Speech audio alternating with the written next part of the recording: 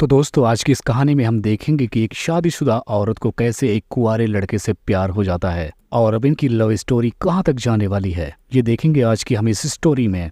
तो दोस्तों कहानी की शुरुआत होते हुए मैथ्यू नाम के एक लड़के को दिखाया जाता है जिसे इस वक्त हम देखते हैं कि वो अपनी क्लास की टीचर के साथ ही लगा पड़ा है। लेकिन तब तक उसके रूम के बाहर उसकी मॉम आकर खड़ी हो जाती है और उससे कहते हैं कि तुम बाहर निकलो क्योंकि मुझे तुम्हारे रूम की सफाई करनी है। लेकिन मैथ्यू तो रूम में कुछ अलग ही कांड कर रहा था, इसलिए वो अपनी मॉम को ही डांटता है और वो गुस्से में उनके मुंह पर दरवाजा बंद कर बोलता है कि आप 10 मिनट बाद में आएं। इधर हम उसकी टीचर को बहुत ही डरी और सहमी हुई हालात में देखते हैं। अब उसकी मॉम के जाने के बाद हम देखते हैं कि मैथ्यू फिर से अपनी मैम के साथ लग जाता है। लेकिन इस बार मैथ्यू की मॉम भी चालाक थी, वो खिड़की से जाकर जानना चाहती थी आखिर मैथ्यू ऐसा क्या जरूरी काम कर रहा है। और जब वो खिड़की के पास जाकर देखती है तो उनका बेटा मैथ्यू अपनी मैडम के साथ ही लगा पड़ा है। और इसके बाद कहानी यहाँ से फ्लैशबैक में जाती है जहाँ पर हम लीजा नाम की एक टीचर को देखते हैं जो मैथ्यू नाम के एक लड़के को गिटार बजाना सिखा रही थी। और इसी दौरान वो अपने हाथों की कलाकारी से मैथ्यू की दोनों टांगे फैला देती है और उसके बीच में लंबा सा गिटार रख देती है। लेकिन इस दौरान लीजा मैथ्यू को कुछ इस तरह से टच करती है कि मैथ्यू तो आउट ऑफ कंट्रोल होने लगता है और यहाँ पर वो खुद पर काबू ना पाकर अपनी टीचर को किस कर लेता है। और उसके ऐसा करते ही वो ड्रामेबाज टीचर उस पर गुस्सा होकर चिल्लाने लगती है कि आखिर ये तुमने मेरे साथ क्या कर दिया, क्योंकि मैं एक शादीशुदा औरत हूँ और तुम मेरे साथ ऐसा नहीं कर सकते।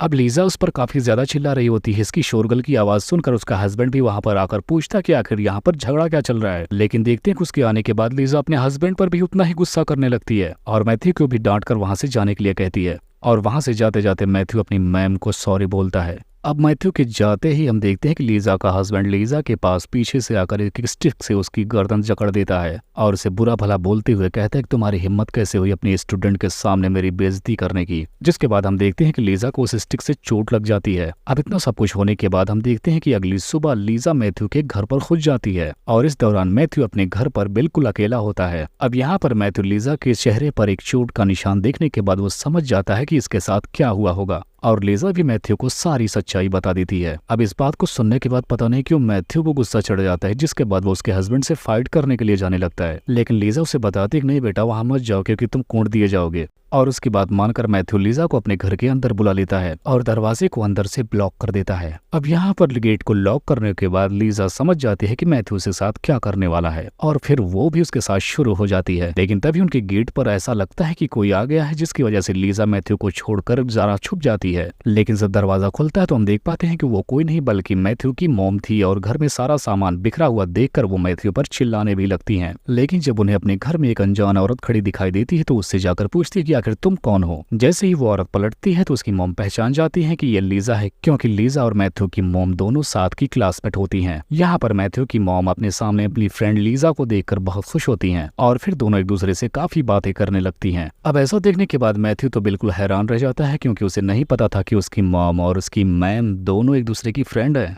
अब जब मैथ्यू की मॉम लीजा से बात कर रही होती है तो उसके चेहरे पर वो चोट का निशान देखने के बाद वो उससे पूछती है कि आखिर ये कैसे हुआ। अब उनके पूछने के बाद लीजा को उस बात पर रोना आ जाता है और वो रोते हुए अपनी सारी आपबीती बताती है। अब इतना सब कुछ जानने के बाद मैथ्यू की मॉम लीजा से बोलती है कि क्यों ना तुम हमारे ही घर पे तब रहो जब तक तुम्हारा हस्बैंड तुम्हें खुद लेने यहाँ पर नहीं आता। अब इस बात को सुनने के बाद मैथ्यू और भी खुश हो जाता है और वो फौरन लीजा के पास दौड़कर जाता और बोलता है कि आइए क्यों ना मैं आपको आपका रूम दिखा दूं। जिसके बाद मैथ्यू सीधा लीजा को अपने रूम के अंदर लेकर आता है और लीजा जैसे ही रूम के अंदर आती है मैथ्यू दरवाजा बंद करके फिर से लीजा के ऊपर टूट पड़ता है। और यहीं पर वो सीन था जहां पर मैथ्यू की मॉम आकर बोलती है कि मुझे ये कमरा साफ करना है। लेकिन मैथ्यू काफी ज्यादा गुस्सा होकर उन्हें बाहर भगा देता है और उसकी मॉम के जाते ही मैथ्यू फिर से अपनी मैम के साथ लग जाता है और उसे ऐसा करते हुए उसकी मॉम भी देख लेती है। जिसके बाद हम देखते हैं कि रात होने के बाद लीजा का हस्बैंड घर पर आता है और यहाँ आकर वो मैथ्यू से बातें करने लगता है। तब यहाँ पर हमें पता चलता है कि मैथ्यू की मॉम ने ही लीजा के हस्बैंड को यहाँ पर बुलाया था। तब मैथ्यू के पूछने के बाद उसकी मॉम उसे बताती कि मैं नहीं चाहती कि तुम्हारा फ्यूचर खराब हो,